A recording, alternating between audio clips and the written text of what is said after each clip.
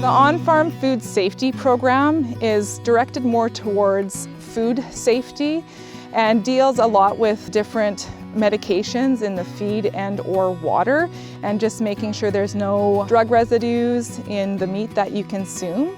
And then the animal care program deals more with the birds and making sure that we're providing a good environment for them and providing for their health and welfare. And that's where we look at FLAWS, which is the acronym that stands for feeding, lighting, air quality, water, and security.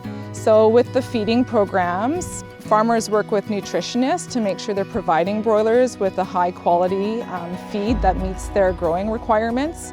For lighting programs, we make sure that we give broiler chickens at least 4 hours of darkness in their lighting program so that they're still growing at a good rate, but it's better for their health and welfare. A stands for air quality, and that's just making sure the temperature is correct, the humidity is appropriate, CO2 is low, and ammonia levels are also low in the barn. W stands for water quality. So producers are required to do an annual water quality check, and they make sure that it's appropriate for the birds to drink and that there's no E. coli or coliforms in the water.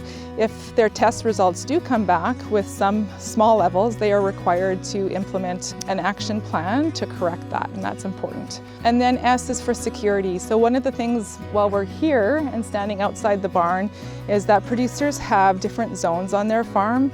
The outside zone is called a controlled access zone. So if you look behind me, you can see there's visitor parking and a stop sign. That's telling people to stop because we don't want you carrying anything into the area or the barns where the birds are actually housed.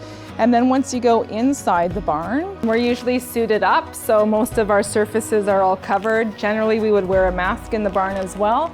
These chickens are quite young, so we're not going to wear a mask. This is a controlled access zone, and as we step into the barn area, we're going into the restricted access zone. So we're going to put a different cover on our boots to make sure that we're not dragging anything into the barn on our shoes. And that's because we want to adapt kind of a fortress mentality where you want to protect the birds by making sure that there's no disease-causing agents being brought into the barn, and if for some reason your birds do have some type of disease, that it doesn't leave the barn.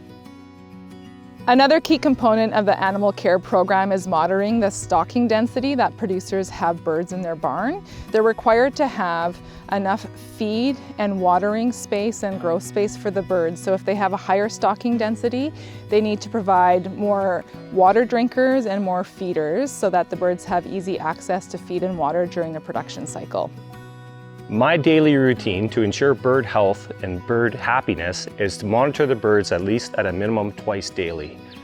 I go into the barn, I monitor their health, I look at the water height, I look at the feeders to make sure they're working, the ventilation is proper, the air movement is proper, and just to ensure the birds are healthy and happy. Once daily, when I come out of the barn, I write down everything I see in the barn, which is high and low temperatures, high and low humidity, and mortality.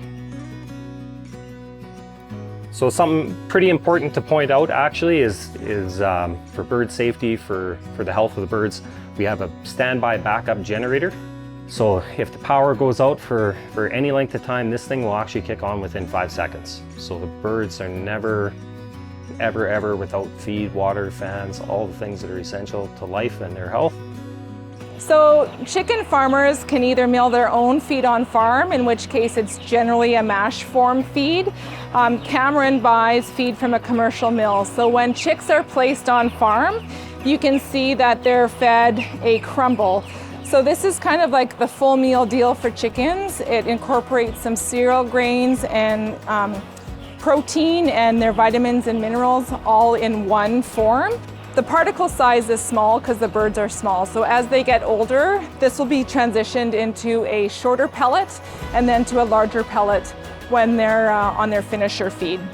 So the commercial feed mill brings feed out in a big truck and it fills these 2 bins. It's a 2-bin system, so we can have 2 different types of feed out here, and then it augers it into the barn when it's required.